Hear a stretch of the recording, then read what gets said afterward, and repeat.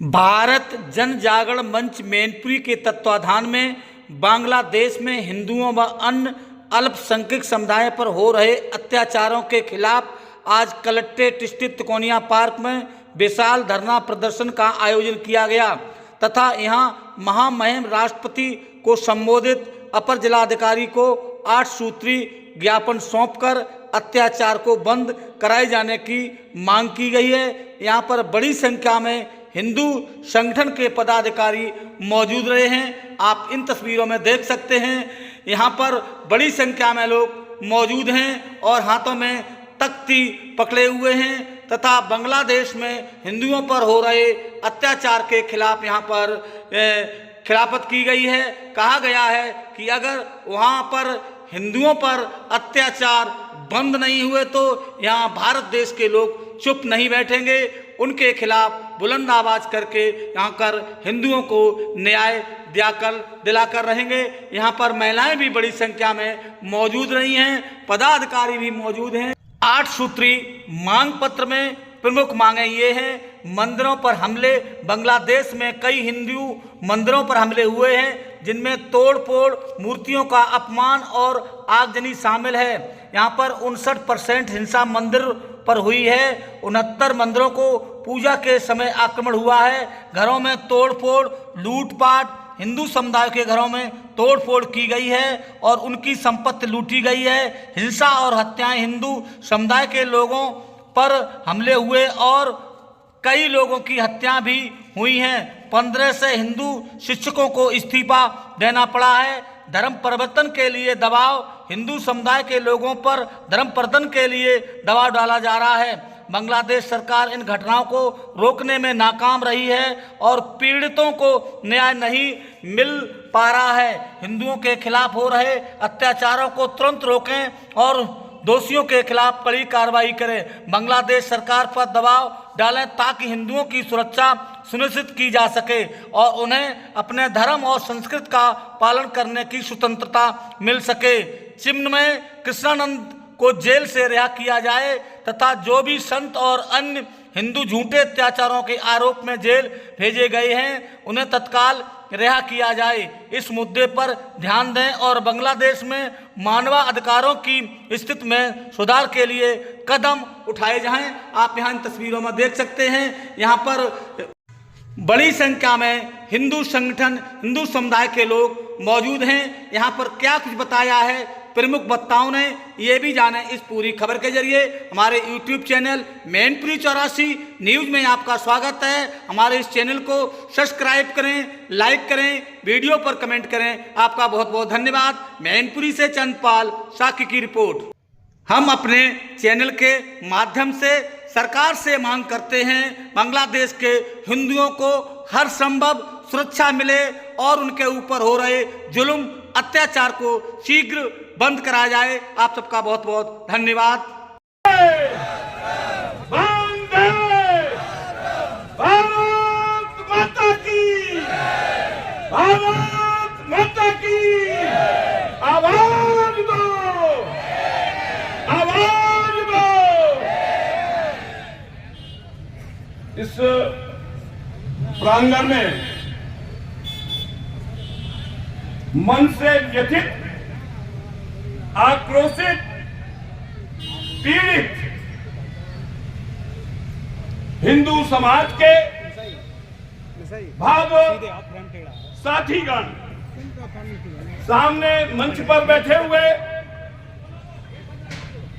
समाज के अग्रजगण, कोई बात नहीं, विभिन्न धर्मों से संबंधित पूजनीय वंदनीय वृंदजन सामने बैठे हुए जो हम सबका नेतृत्व कर रहे हैं, मार्गदर्शन देते हैं, ऐसे हमारे राजनीतिक अग्रजगण, मैं सबसे पहले इस प्रांगण में पधारे सभी बहादुर साथियों के चरणों में सिर झुकाकर प्रणाम करता हूं, वंदन करता हूं कि आप के मन में पीड़ा है, आपके मन में दर्द है, तभी तो सारे काम छोड़कर इस प्रांगण में पधारने का काम किया है।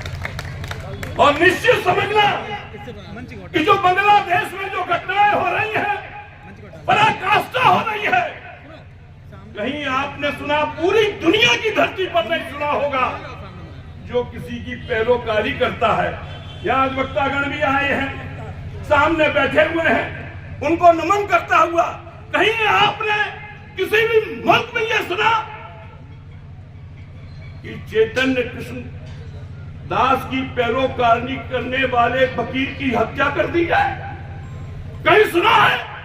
ऐसी घटना तो केवल मुस्लिम कंट्री बांग्लादेश में ही हो सकती है, दुनिया किसी देश में नहीं।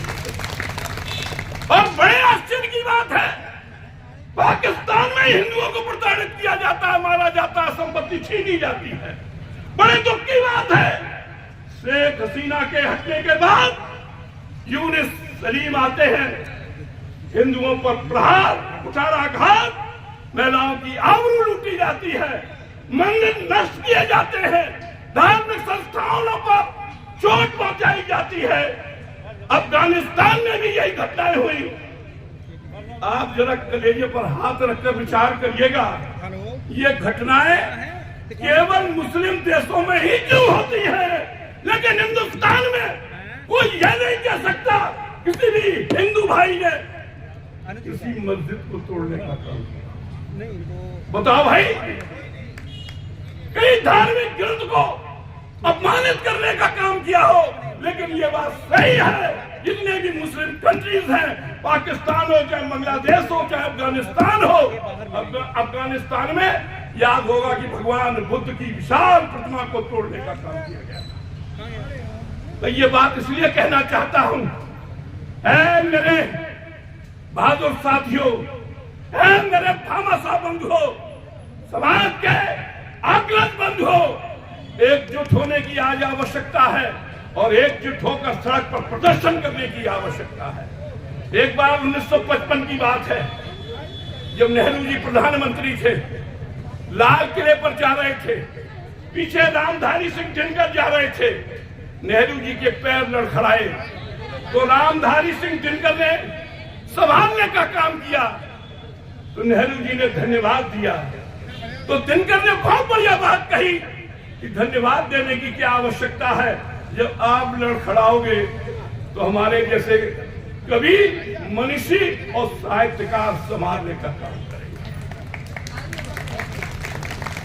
मैं आपसे एक बात कहने के लिए आया हूं, इतिहास की घटना 1946 की, तब हिंदुस्तान का बंटवारा। प्रथम अर्थशास्त्री आचार्य चाणक्य ने वर्णन किया कि शस्त्र द्वारा रक्षित राष्ट्र में ही शास्त्रों का चिंतन हो सकता है। राष्ट्रकवि रामधारी सिंह दिनकर ने लिखा कि जहां शस्त्र नहीं चलते वहां शास्त्र रोता है। ये हालत हमारी आपकी हो रही है। कहने को भारत हमारा देश है, लेकिन हम अपने देश में अल्पसंख्यक होते चले जा रहे हैं। अभी श्रद्धेय ज्ञानी जी ने हमको बताया था कि हम और हमारा एक लाडला, हमारे एक लाडले की 10-10 शहरों में कोठियां हैं, लेकिन रहने वाला एक ही है, तो एक शेर अब ज्यादा मुकाबला नहीं कर पाएगा।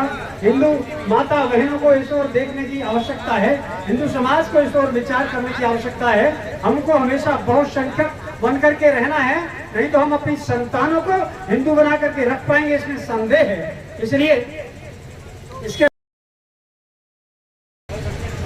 इस प्रांगण में हम लोग इकट्ठे हुए हैं। बांग्लादेश में जो हो रहा है वो आप लोगों ने देखा होगा। ये समझ लीजिएगा, इससे पहले अरब में हुआ था, उससे पहले मक्का मदीना में हुआ था, अब बांग्लादेश में आ गए, पाकिस्तान में आ गए। आप लोगों ने एक वीडियो देखा होगा, उस पर चला था, जिस पर हमारी जो इधर की आक्रांता औरतें थी, उस मातृशक्ति को मेरे मुंह से बहुत कड़वे शब्द निकलते हैं, जो औरतें थी हमारी हिंदू बहन को एक खंबे से बांध करके पीट रही थी। हम सारे हिंदू बंधे हुए थे। कब तक? हमने क्या क्या नहीं दिया, क्योंकि हमें इतिहास नहीं बताया गया कि हम कहां थे और कहां आ गए। जिसे हम मक्का मदीना कहते हैं, यहां से जो हज को जाते हैं वो मेरी जगह थी, विश्वामित्र जी की जगह थी। उस जगह के नाम मठ मेदिनी था, जहां पर हमारा यज्ञ हुआ करता था। कैसे हम कैसे खत्म हो गए? एक हमें दिखाया गया, हमने गंगा जमुनी तहजीब, भाईचारा। मेरे भाई, भाई तो हम हो गए, भाई तो वो हो गए, चारा हम हो गए। अरे कैसे हो सकते हैं? गंगा इधर बह रही है और जमुना इधर बह रही, कैसे हो जाएंगे? वो हमें चारा बनाते हैं, हमारी बहनों को काट काट के खाते हैं। क्या बताऊं, बांग्लादेश में वो मां बेटी थी जो औरतें बांध रही थी, औरतें बांध रही थी खंबे से। उन्हें पूछा जाके, मेरे भाई एक चीज जान लो, छोटा सा उदाहरण है। एक लोग मुर्गा पकड़ के लाया, मुर्गा क्या पकड़ के लाया? मुर्गा पकड़ के लाया और उससे ये बोला, देख मैं तेरे को यहां बंद करता हूं, ध्यान से सुनना भैया, ऐसे ही इकट्ठे नहीं हुए हैं भैया। पार्टी जीवित रहेंगे तब तो वोट दोगे। तुम्हें खत्म करने का प्रोग्राम पूरा चालू हो चुका है और तुम सो रहे हो।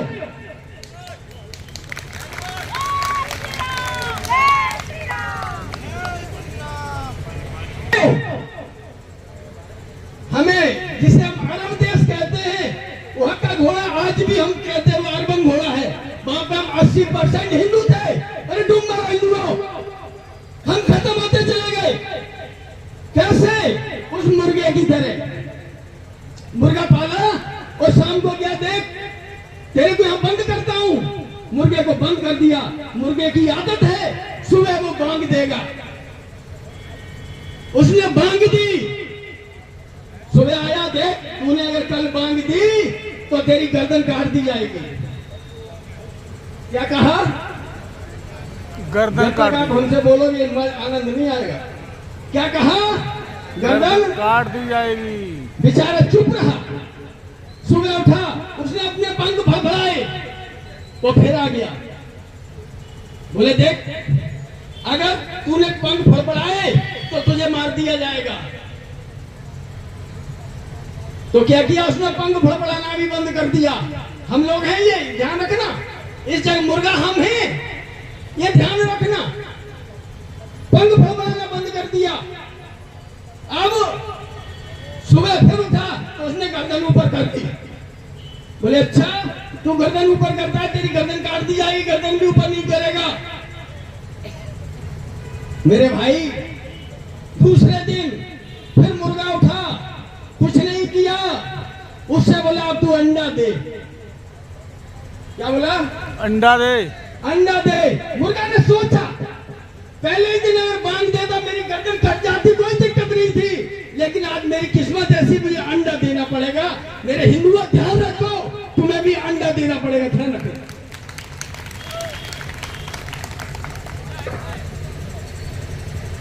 मेरे भाई अभी पीछे भी सो रहे, ऐसा नहीं है, वो शिकारी है, हम कबूतर हैं।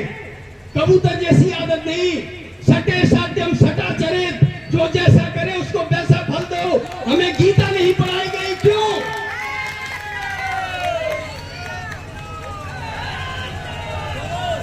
गीता क्यों नहीं पढ़ाई गई? गीता कहती है जो जैसा करे उसको वैसा दो। टिक फॉर टैट। जमाना चला गया भैया, मेरे लालच को छोड़ दो। जब 90 में वहां से पंडित निकाले गए थे तो उनका जो नौकर था, गैया का काम करता था, सबसे पहले चुरा उसी ने फूका था। ध्यान रखना इस बात को, बहुत पीड़ा है भैया। बांग्लादेश हमारा था, पाकिस्तान हमारा था, हमने भाईचारे के चक्कर में उन्हें दिया था। आज कौन कट रहा है? चारा हमें और भाई। मेरी बहनें वहां पे ले जाएंगे, आप बांग्लादेश देखो ना, सुनो पढ़ो, एक एक बहन को ले जाया जाता है। उसके आज भारत जन जागरण मंच के द्वारा अपने जनपद में बांग्लादेश में जो हमारे हिंदू भाई, हमारे बौद्ध, जैन आदि जो वहां पर अल्पसंख्यक हैं, उनके साथ बांग्लादेश की सरकार और कुछ वहां के युवा आतंकवादी, अपराधी, अराजक तत्व वो नृशंस हत्याएं कर रहे हैं। तो आज का जो विषय है, सारे देश में ही नहीं बल्कि संपूर्ण विश्व में जहां जहां हिंदू रहता है, वहां पर 2, 3, 4 दिसंबर को संपूर्ण देश के प्रत्येक डिस्ट्रिक्ट हेडक्वार्टर पर आज एक विशाल धरना प्रदर्शन का आयोजन किया गया है। बंधुओं, बांग्लादेश में जो भी हमारे अल्पसंख्यक भाई गिने जाते हैं, जिनको हिंदू, बौद्ध, जैन आदि कहते हैं, उनके साथ वहां पर वहां की सरकार और वहां के जो अपराधी तत्व हैं, वे सब उनके घरों को, उनके मकानों को जला रहे हैं। साथ ही साथ उन सभी मातृशक्ति के साथ, माँ बहन बेटी के साथ अत्याचार, दुराचार, बलात्कार और क्रूर और निर्मम हत्याएं कर रहे हैं। आप सोचिए, जिस बांग्लादेश को आज से 53 वर्ष पहले हमारी सरकार, हमारे देश के नौजवानों ने, हमारी सेना ने अपने प्राणों की आहुति देकर के आजाद कराया और उसको बांग्लादेश का नाम दिया। आज 53 वर्ष के बाद वही बांग्लादेश के अपराधी हमारे सब भाइयों पर अत्याचार कर रहे हैं। सारा देश, सारा विश्व चिंतित है। अमेरिका, इंग्लैंड आदि जहां जहां हिंदू रह रहा है, वे सभी बहुत चिंतित हैं कि इस कठिन परिस्थिति में, घोर अराजकता की स्थिति में हम अपने भाइयों को कैसे सुरक्षित रखें। इसलिए संपूर्ण समाज ने तय किया है कि हम एक विशाल धरना प्रदर्शन के माध्यम से अपने उन भाइयों की रक्षा करेंगे और सारे देश में, सारे विश्व में इस बात का संदेश देंगे कि उनके ऊपर जो अत्याचार हो रहे हैं, उन्हें वहां की सरकार दूर करे और उन्हें बचाए। बंधुओं, हमारे देश पर अंग्रेजों का, मुसलमानों का शासन रहा, लेकिन अंग्रेजों ने कभी भी हमारे किसी भी मंदिर को विध्वंस नहीं किया।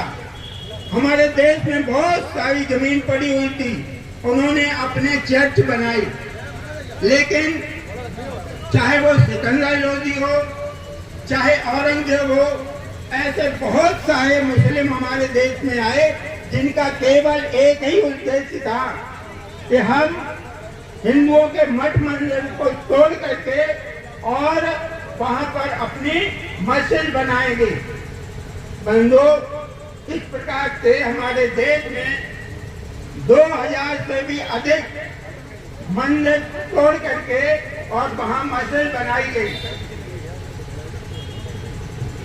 और बहलोल लोधी, इन्होंने हमारे मंदिरों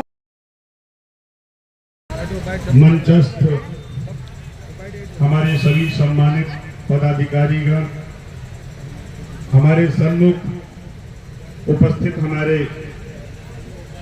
युवा वृंद एवं दोनों पंक्तियों में हमारे अग्रज वयोवृद्ध और हमारे समाज के, हमारे देश के उज्जवल भविष्य, निवेदन करना चाहूंगा कि जो खड़े हैं, ये जो आज का कार्यक्रम रखा गया है, उस कार्यक्रम में सबसे पहले मैं एक बात कहूंगा, जिस देश जाति में जन्म लिया बलिदान उसी पर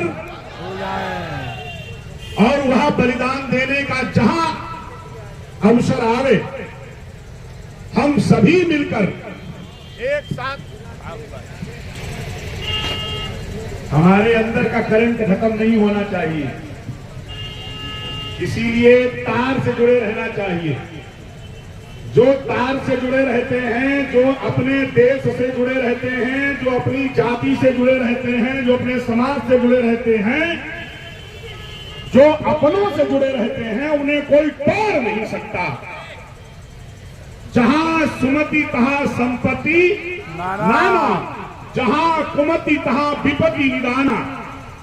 रावण जैसे विद्वान का, रावण जैसे धनवान का, रावण जैसे बलवान का बल काम नहीं आया। काम क्या आया? काम आई अपनी संघ की शक्ति। और जहां संघ की शक्ति रहेगी वहां हमारा वर्चस्व कायम रहेगा। मैं निवेदन करना चाहता हूं, हमारे मोहल्ले के पास में दूसरा मोहल्ला है, उस मोहल्ले में हमारे घर के ही कुछ लोग रहते हैं और उन लोगों को आप उस मोहल्ले में प्रताड़ित करते हैं। और उनका जब हमारे पास किसी प्रकार का संदेश आता है तो हमारा क्या फर्ज बनता है? हमें सहयोग करना चाहिए कि नहीं? दोनों हाथ उठा करके बोलिए, करना चाहिए। बोलो जय श्री राम। हनुमान बन करके, राम बन करके, महाराणा प्रताप बन करके जिस स्थिति में हमें आवाहित किया जाएगा, हम उसी स्थिति में आपके सामने उपस्थित मिलेंगे। और ये संकल्प लेना चाहते हैं संपूर्ण विश्व को, भारत को नहीं। हमारे यहाँ का नारा है, दादा, वसुधैव कुटुंबकम। संपूर्ण वसुधा पर जितने भी संबंधित लोग हैं वह सभी हमारे हैं। लेकिन जो हमारे किसी भी एक भाई को कष्ट देना चाहेगा, जो उन्हें दुखी करना चाहेगा, मैं शांत बैठने वालों में से नहीं हूं।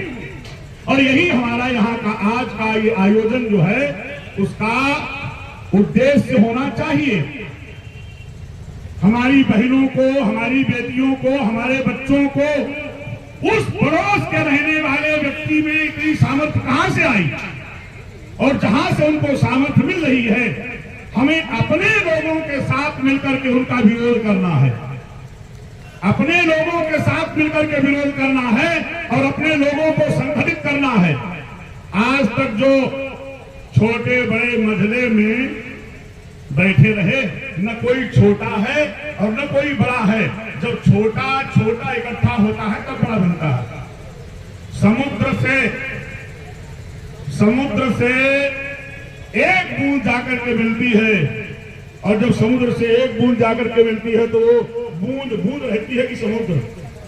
बोलिए ना, बूंद बूंद रहती है। तुम्हें समुद्र बनना है या बूंद? समुद्र। जो बोलो जय श्री राम। पड़ोस के उन लोगों के द्वारा किया हुआ जो अभी का करते हैं, वह हम लोग यहां मिलकर के विरोध जताते हैं। और इस विषय में हमारे जितने भी भारत में रहने वाले या भारत के बाहर रहने वाले हमारे स्वजन हैं, संबंधी हैं, चाहे वो सिख समाज के हों, चाहे वो बौद्ध समाज के हों, यहाँ हिंदुत्व की भावना रखने वाला व्यक्ति, चाहे वो बौद्ध हो, चाहे वो सिख हो या किसी अन्य परिकर का हो, वह हमारा अपना है। और हमारे अपनों को जो कष्ट देगा, क्या हमारा हाथ उसके लिए नहीं उठना चाहिए? दोनों हाथ उठा करके कहिएगा। मैं निवेदन करना चाहता हूं, इसीलिए क्योंकि 10 मिनट का समय हमारे पास है मात्र, वो 10 मिनट के समय में